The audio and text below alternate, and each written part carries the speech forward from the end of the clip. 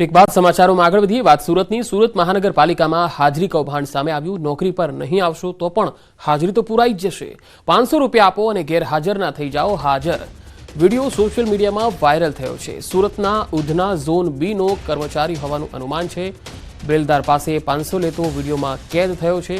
કુંદન નામનો એસએસઆઈ રૂપિયા લેતો નજરે પડી રહ્યો છે। સોશિયલ મીડિયામાં આ વિડીયો વાયરલ થયો છે અને અહીંયા સુરત મહાનગરપાલિકામાં કયા પ્રકારની સ્થિતિ દેખાઈ રહી છે કેટલાક વિભાગોમાં એ જોઈ શકાય છે।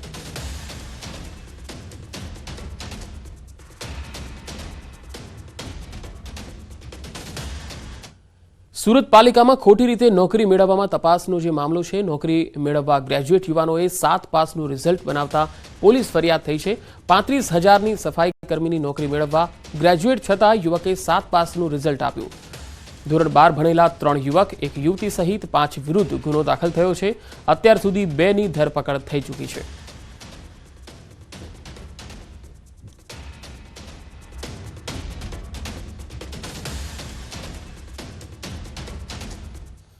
મોરબી ઝૂલતા પુલ દુર્ઘટના મામલે પીડિતોએ સીએમને પત્ર લખ્યો છે। પત્રમાં જેલ તંત્ર પર સવાલ ઉઠાવવામાં આવ્યા છે। જયસુખ પટેલને વીઆઈપી સુવિધા મળવાનો પણ આરોપ લગાવ્યો છે। જેલમાં વીઆઈપી ગાડીમાં બહાર લઈ જવાનો પણ આરોપ છે। મોરબી સિવાય અન્ય જેલમાં ખસેડવાની માંગણી કરાઈ છે। જેલના સીસીટીવી ફૂટેજ ચેક કરવાની પણ માંગણી કરી છે। અધિકારીઓ અને જેલ તંત્ર પર આરોપ લગાડવામાં આવ્યા છે।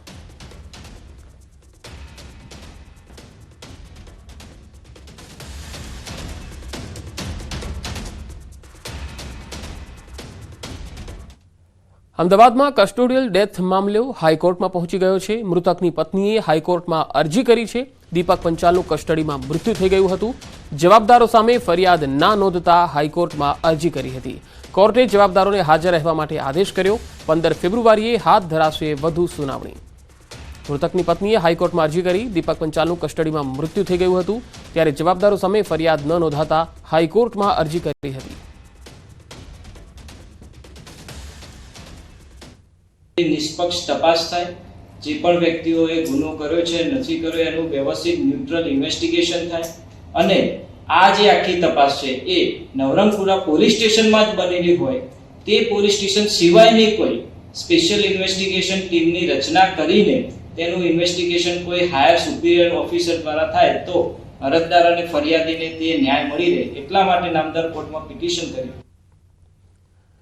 રાજકોટના પૂર્વ ધારાસભ્ય ઇન્દ્રનીલ રાજગુરુએ પોલીસ પર આક્ષેપ કર્યો। કહ્યું, ડેરીમાં દૂધ મળે તેમ દારૂ અને નશીલા પદાર્થો છૂટથી મળે છે અને અરજદારોની ફરિયાદ પણ નથી નોંધી રહ્યા। જ્યારે સુપ્રીમ કોર્ટનો આદેશ છે કે એફઆઈઆર તુરંત નોંધી લેવાનું, એ લોકો પાસે સત્તા છે કે તપાસ કરીને સી સમરી ભરી શકાય ખોટી ફરિયાદ હોય તો, પરંતુ ફરિયાદ જ નહીં લેવાની અને ફરિયાદ લે તો જ્યાં સુધી પૈસા એમાંથી ન દેખાતા હોય ત્યાં સુધી એમાં રસ નહીં લેવાનો। એવા જ એક ગંભીર ગુના જે પોલીસ દ્વારા થઈ રહ્યો છે। નાબાલિગ દીકરી ઘરમાંથી ગુમ હોય, એની ફરિયાદ થાય અને એને મહિનો સવા મહિના સુધી એના મા બાપને એનો જવાબ ન મળે, આનાથી ખરાબ સુરક્ષાની વ્યવસ્થા હોય જ ન શકે। રાજકોટમાં આરોગ્ય વિભાગ સતત ત્રીજા દિવસે એક્શનમાં છે। રણછોડનગર 5 વિસ્તારમાં ઘીના નમૂના લેવામાં આવ્યા। જય રાધે બ્રાન્ડના નામે ઘી બનતું હતું। ઘીનો જથ્થો શંકાસ્પદ હોવા અને બાતમીના આધારે આરોગ્ય વિભાગ દ્વારા કાર્યવાહી કરાઈ। ઘીમાં એડલ્ટરન્ટ ઉમેરાતા હોવાનો પણ શંકા છે જેની તપાસ થઈ રહી છે।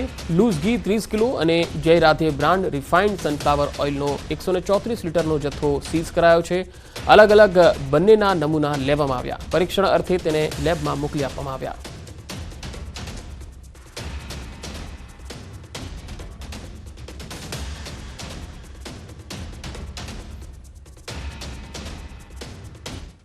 કોંગ્રેસ નેતા અમિત ચાવડાનું વિધાનસભામાં નિવેદન। કહ્યું, નળથી જળની જાહેરાત 2019માં થઈ હતી પરંતુ 5 વર્ષ બાદ પણ જળ મળ્યું નથી। ઘરે ઘરે નળથી જળ મળવાની યોજના અંગે ન્યાયિક તપાસ થવી જોઈએ। આજે 5 વર્ષનો સમય થયો। આ ગુજરાતની ડબલ એન્જિન સરકારે આ પૈસામાંથી શું કર્યું એના પ્રશ્નોત્તરીના જવાબમાં જોવા મળ્યું કે છેલ્લા 3 વર્ષમાં કેન્દ્ર સરકાર તરફથી આ યોજના માટે 7,500 કરોડ રૂપિયા મળ્યા. પણ ગુજરાતની સાચી જમીની પરિસ્થિતિ શું છે?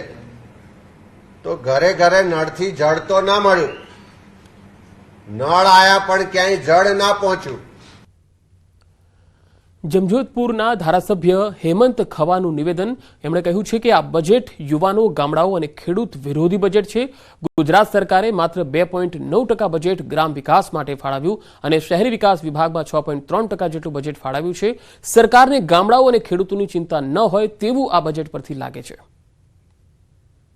ની અંદર ગ્રામ વિકાસ વિભાગને ટોટલ બજેટના માત્ર 2.9% જેટલું બજેટ ફાળવવામાં આવ્યું છે.